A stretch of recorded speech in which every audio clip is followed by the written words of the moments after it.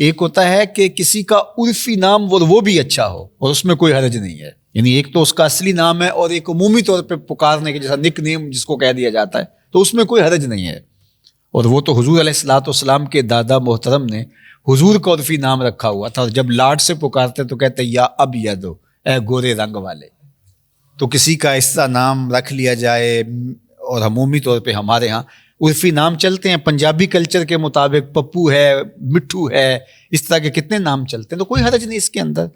کسی کو چندہ کہہ دیا جائے تو یہ اس میں کوئی حرج نہیں ہے، تو یہ اچھے نام ہیں اگرچہ یہ عرفی ہیں۔ لیکن خوبصورت لفظوں کو بگاڑ کر کے عبد الرشید کو چھیدا کہہ دیا جائے تو یہ بڑا عجیب، عبد الکریم کو کریمہ کہہ لیا جائے تو یہ عرفی نہیں ہے، یہ الٹے ہیں، یہ اصل نام کو بگاڑ کر اس کی حیت تبدیل کی گئی ہے۔ تو جو عرفی نام ہے وہ کوئی الگ سے ہو لیکن ہو خوبصورت تو اس میں کوئی حرج نہیں ہے، اور وہ رکھ لینا چاہیے، بلکہ بیوی کا بھی رکھ لینا چاہیے۔ حضور حضرت سیدہ عائشہ رضی اللہ تعالی عنہا کو حمیرہ کہہ کے پکارا کرتے تھے۔ حمیرہ کہتے ہیں سرخ رنگ والی، تو حضور حمیرہ کہہ کے لاڈ سے پکارا کرتے تھے۔ تو بیوی کا ایک تو نام عرفی ہے، لیکن شوہر لاڈ سے اگر کوئی نام الگ سے رکھ لے تو اس کو اجازت ہے، اور یہ حضور علیہ السلام کی سنت ہے، اور اس سے عورت جو ہے وہ ایک خوشی اور ایک فرحت محسوس کرتی ہے کہ میرے لیے خاص یہ نام رکھا گیا ہے۔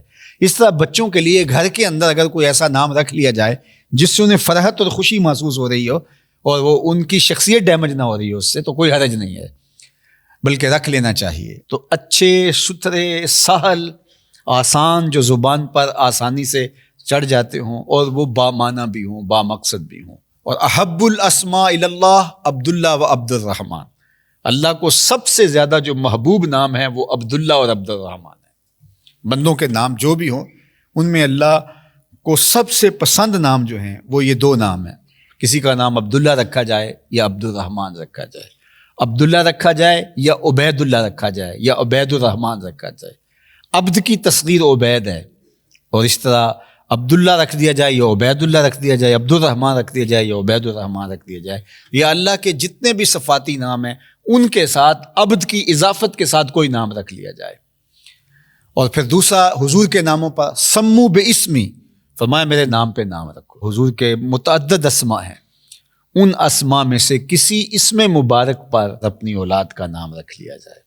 اللہ اکبر۔ علماء نے لکھا کہ جس دسترخوان پر محمد نام کا بچہ ہوگا اللہ اس دسترخوان پہ برکتوں کا نزول فرمائے گا۔ سیرت حلبیہ میں امام برہان الدین حلبی نے لکھا ہے کہ قیامت کا دن ہوگا تو اللہ آواز دے کے پکارے گا یا محمد، تو اس نام کے جتنے لوگ ہوں گے محمد نام کے تو وہ اس آواز پہ لپکتے ہوئے دوڑ پڑیں گے، تو اللہ تعالیٰ فرمائے گا میں نے تمہیں تو نہیں بلایا، میں نے تو اپنے محبوب کو بلایا ہے۔ تو وہ کہیں گے مالک نام تو یہی تھا تو ہم اس نام پہ آ گئے، تو اللہ فرمائے گا اچھا آگے ہو تو چلو یہ راستہ جنت کو جا رہا ہے، اس نام کے صدقے معاف کر دے گا۔ اللہ اکبر۔ تو اچھے نام رکھو۔ منفرد نام بھی رکھنا چاہو تو منفرد نام بھی حضور کے ناموں میں کتنے خوبصورت نام ہے۔ صحابہ کے ناموں میں سے کوئی نام رکھے جا سکتے ہیں، اب 1,00,000 کئی ہزار صحابہ ہیں اور اتنے خوبصورت اسماء ہیں صحابہ کے، اہل بیت کے اسماء کو آپ پڑھیں اتنے خوبصورت اسماء ہیں، تو وہ باقاعدہ ان ناموں میں سے کوئی نام رکھا جائے، بچہ خوش ہوتا ہے اس کا نام اچھا ہو۔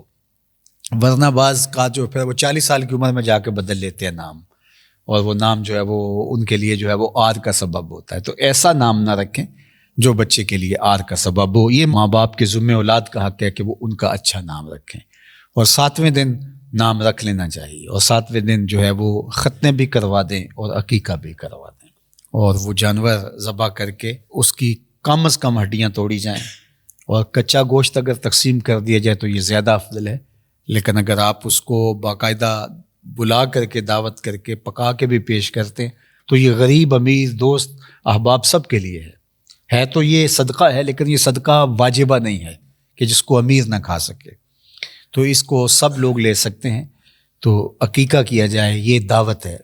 اور میں آپ کو اسلام کا مزاج بتاؤں، اسلام میں دعوت کو بہت اہمیت دی گئی ہے، یعنی شادی ہو تو فرمایا ولیمہ کرو چاہے 1 بکری سے ہی کیوں نہ ہو، بیٹا پیدا ہو تو عقیقہ کرو، بچہ ہے تو 2 جانور لے لو، اور بیٹی ہے تو 1 جانور لے لو۔ اسی طرح خوشی ملتی ہے تو اس پر جو ہے وہ دعوت کی جائے۔ عربوں میں تو بڑی قسموں کی دعوتیں ہیں، کوئی سفر سے واپس آئے تو اس کی دعوت ہے، اس کا جو ہے وہ نام ہے، کوئی مصیبت سے نکلے تو اس کی دعوت ہے، اس کا الگ نام ہے. اس طرح شادی کی دعوت ہے، اس کا الگ نام ہے. 16-17 غالباً ان کی دعوتوں کی اقسام ہیں جن کے الگ الگ نام ہیں. تو مختلف طریقوں سے یعنی لوگوں کو کھانا کھلانے کی ترغیب جو بتائی گئی ہے، ضیافت ان دعوتوں میں سے ایک ہے. تو ہمارے اسلام کا مزاج کھانا کھلانا ہے، اور خوشی کے اظہار کا بہترین طریقہ یہ ہے. ضیافت کا ثواب بتایا گیا ہے، دعوت کا ثواب، ولیمے کا ثواب، عقیقے کا ثواب. تو یہ ساری وہ چیزیں ہیں جس سے خوشی ملتی ہے، اور خوشی کو بانٹنے سے خوشی بڑھتی ہے. اس لیے ہمیں خوشی کے موقع پر دعوت کرنے کی تلقین کی گئی ہے.